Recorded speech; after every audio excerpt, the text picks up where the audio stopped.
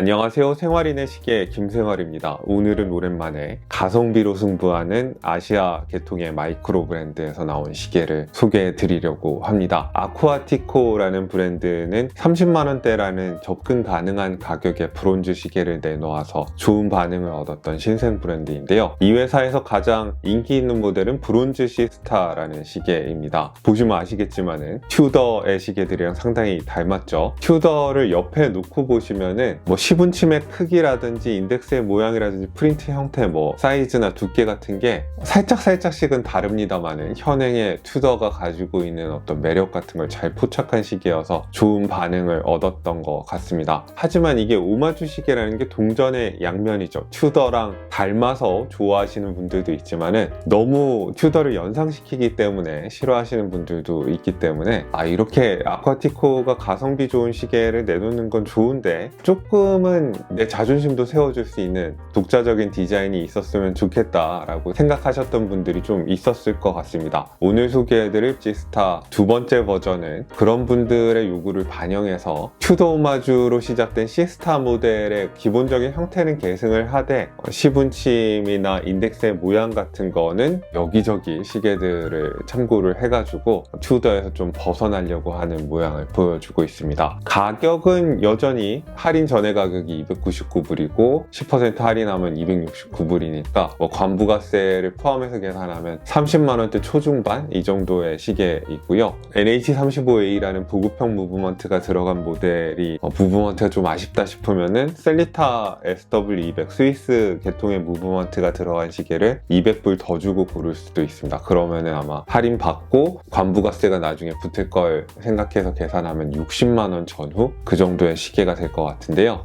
가성비는 좋습니다. 그런데 문제는 이제 튜더에서 벗어난 여러 디자인을 짜집기 해서 아쿠아티코의 독자적인 모델을 내놓으려고 하는 이 시도가 보기에 정말 괜찮으냐 하는 게 관건이겠죠. 이 시계를 자세히 살펴보면서 말씀을 드리도록 하겠습니다. 이 시계의 케이스 지름은 42mm이고요. 베젤의 지름은 그거보다 살짝 작은 41mm입니다. 러그 끝에서 끝까지의 길이는 49.5mm가 되네요. 300m의 방수 성능을 가지고 있는데 두께는 14.5mm가 됩니다. 이건 유리를 포함한 두께고요. 유리 부분을 빼면 13mm대 두께라고 할 수 있는 시계입니다. 시계줄을 연결하는 러그의 폭은 22mm인 줄질의 친화적인 짝수 사이즈이고요. 기본으로 장착된 브레이슬릿은 22mm의 너비로 시작해서 20mm로 좁아졌다가 클래스프 부분에서 다시 22mm로 커지는 그런 형태를 하고 있습니다. 지름이 1mm 정도 더 크긴 하지만은 튜더 블랙베이 41mm 사이즈랑 굉장히 두께나 러그트러그의 길이나 핏이나 이런 것들이 비슷합니다. 여성분들이나 손목이 아주 가는 분들한테는 좀 크게 느껴질 거라고 생각이 듭니다. 15.2cm의 손목둘레를 가진 여성의 손목에 착용한 모습이 지금 화면으로 나오고 있는데 위아래로 그렇게 넘치는 시계는 아닙니다만은 아무래도 42mm는 좀 큰 사이즈이기도 하고 두께나 무게가 좀 있다 보니까 손목이 가는 분들한테는 좀 부담스러울 수 있는 그런 사이즈입니다. 그 다음에 나오는 화면이 17.8cm의 손목둘레를 가진 제 손목에 올려본 모습인데 아무래도 어느 정도 손목 두께가 있는 분들한테 안정적이고 좀 더 멋있게 보이는 그런 시계라고 할 수 있겠습니다. 손목둘레가 일정 정도 이상이라면은 큰 시계 같은 거에 크게 부담을 느끼시지 않는 분들이라면은 멋있게 찰 수 있는 꽤 실체감이 있는 잘 나온 시계입니다. 사이즈에 비해서 착용감이 막 거추장스럽거나 그렇지는 않습니다. 이 시계의 케이스는 업계의 표준과도 같은 316L 스테인리스 스틸 소재로 제작이 됐습니다. 튜더 블랙베이 풍의 크라운가드 없는 7mm 지름의 커다란 용두를 배치한 케이스고요. 케이스의 피니쉬는 일관되게 브러쉬를 적용했습니다. 사틴 브러쉬를 적용을 했는데 매크로샷으로 이렇게 확대해서 봤을 때 브러쉬의 결이나 케이스의 윤곽 같은 게 가격대에서 기대했던 것보다는 많이 좋은 것 같습니다. 메탈줄에도 일관성 있는 브러쉬가 적용된 게 상당히 인상적이고요. 용두에는 코인 엣지가 둘러져 있고 전면에는 아쿠아티코의 돌고래 로고가 새겨져 있는 사인드 크라운을 넣었습니다. 베젤은 코인 엣지가 적용되어 있고 한 3mm 정도의 두께를 가지고 있는데 잡기에 문제가 없습니다. 120클릭의 단방향 회전식 베젤을 채택하고 있는데 클릭 소리도 선명하고 유격이나 백플레이 같은 게 전혀 전혀 없습니다. 중저가 브랜드들, 특히 신생 브랜드들이 베젤이나 용두에서 말썽을 일으키는 경우가 종종 있는데 아쿠아티코는 그런 경험 없는 회사들과는 분명히 차별점이 있는 것 같습니다. 가장자리가 박스 형태로 올라와 있는 싱글돔 사파이어 크리스탈을 채택을 하고 내부에는 무반사 처리를 했는데요. 한 가지 특이한 점은 보통 싱글돔이라고 하면은 바깥쪽이 돔형이고 안쪽이 평면이어서 내부가 돋보기처럼 보이는 그런 현상이 많이 발생을 합니다. 그런데 이 시계 같은 경우에는 바깥은 평면인데 시계 유리 안쪽이 곡선이어서 이렇게 다이얼을 보고 있으면은 실제도 좀 깊은 편이긴 한데 다이얼이 실제 위치보다 더 깊게 들어가 있는 것 같은 착시 효과가 발생을 합니다. 저는 재밌는 것 같습니다. 이런 시계 유리를 채택하는 회사들이 많이 있는 건 아니니까 개성 있게 느껴지네요. 베젤 인서트의 소재는 세라믹입니다. 스크래치 걱정을 하실 필요는 없겠고요. 진청색의 유광의 바탕 위에다가 크림색으로 마커를 넣어뒀습니다. 마커들은 다 음각으로 새긴 다음에 위에 페인트를 덮는 방식으로 제작이 됐는데 재밌게도 60분 마커에다가 빨간색으로 강조를 해둔 게 재밌는 부분인 것 같네요. 시계율이 아래로 보이는 거는 약간 글로시한 광택이 감도는 진청색의 다이얼입니다. 12개의 시간 인덱스는 브러쉬된 테두리가 둘러져 있는 크림색의 야광 인덱스로 제작이 됐습니다. 시분침도 금색인데 밀리터리 서브마리너풍의 소드 형태의 시분침을 사용을 했고요. 빨간색의 초침을 매칭을 해서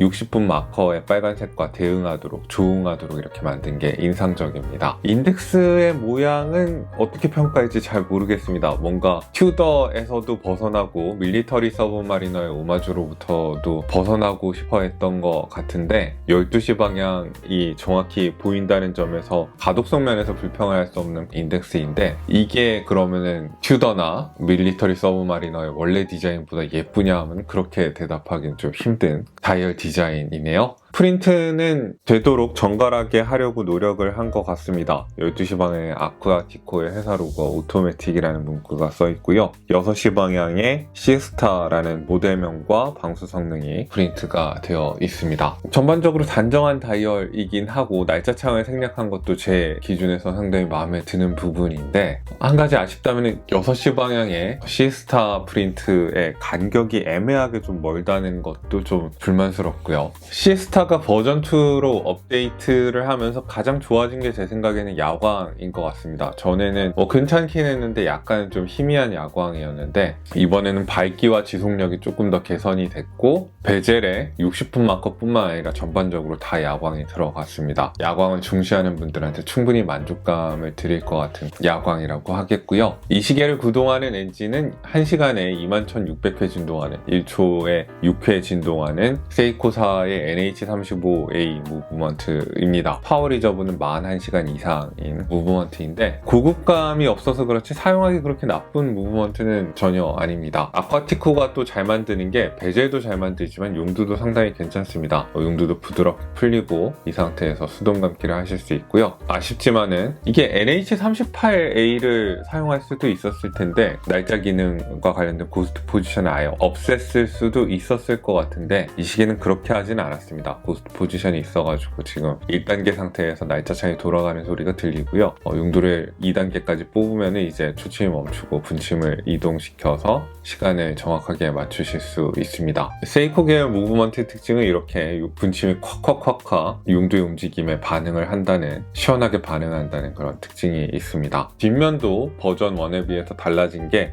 디스플레이 케이스백을 채택을 했습니다. NH35A가 딱히 장식이 멋있게 돼 있다거나 엄청나게 볼만한 무브먼트는 아니겠습니다만은 중저가 시계를 구매하시는 분들 중에서는 오토매틱 시계에 처음 입문하시는 분들이 많으니까 그런 분들을 위해서 내 기계식 시계가 돌아가는 모습을 이렇게 관찰할 수 있게끔 디스플레이 케이스백을 채택한 걸로 보입니다. 메탈줄은 가격대에 비해서 좋은 점과 안 좋은 점이 동시에 있습니다. 일단 브러쉬의 상태는 가격대에 비해서 좋은 편이고요. 이 조각의 두께나 너비 같은 것들 그리고 조각의 적절한 유연함 같은 거는 가격대에서 기대할 수 있는 수준 이상이라는 생각이 듭니다. 푸시핀 방식의 길이 조정은 이 가격대에서는 당연한 거고, 그리고 이 케이스와 유격이 전혀 없는 솔리드 엔드링크를 채택한 것도 가격대에 비해서 분명히 좋은 부분이죠. 그런데 클래스프는 좀 좋기도 하고 애매하기도 하고 그렇습니다. 미세 길이 조정을 할 수 있는 4개의 구멍이 이렇게 뚫려 있어서 세부 길이 조정을 할 수 있는 거는 좋은 점이고, 밀드 클래스프를 채택한 거, 그런 것도 좋은 점인데, 이 클래스프의 제일 바깥쪽 부분이 약간 싸게 만들어진 듯한 느낌이 있고, 이 클래스프의 모서리 부분도 살짝 날카롭기까지는 않은데 좀 덜 마감이 된 것 같은 느낌이 있습니다. 대기업 시계들이 30만원대에 어떤 클래스프를 주는지 생각해보면은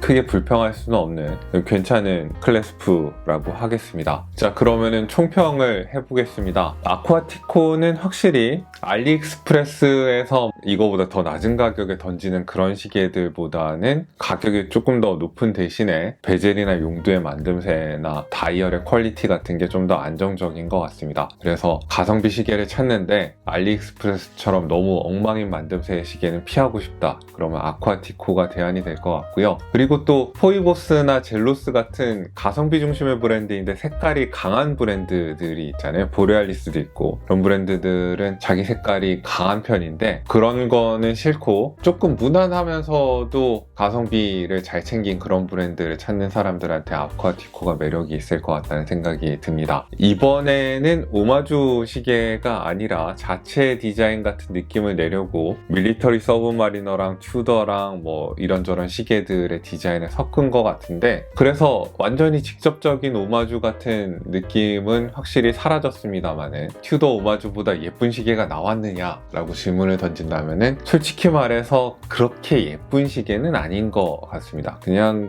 무난하다고 해야 될 것 같아요. 시스타 버전 2도 자체 디자인 같은 제가 리뷰하는 이런 시계가 있고, 좀 더 예전에 만들던 튜더의 직접적인 오마주 같은 시계가 있는데, 만약에 제 돈으로 구매를 한다면 저는 튜더 오마주를 고를 것 같습니다. 솔직하게 얘기해서. 아쿠아티코는 아직 디자인 역량은 자체 디자인을 시도할 수 있는 수준에 이르지 못한 것 같고요. 아직은 가성비가 좋고 만듦새가 생각보다 괜찮다, 이런 정도에서 승부수를 걸어야 될 것 같습니다. 이런 걸 계속 시도하다가 보면은 언젠가는 좀 좋은 것도 나오긴 하겠죠. 튜더 오마주, 직접적인 오마주는 싫었던 분들한테 분명 어필할 수 있는 요소가 있다고 생각을 합니다. 자, 그러면 오늘도 여러분들께 유용한 정보가 됐기를 바라고요. 여기는 생활인의 시계였습니다. 안녕히 계십시오.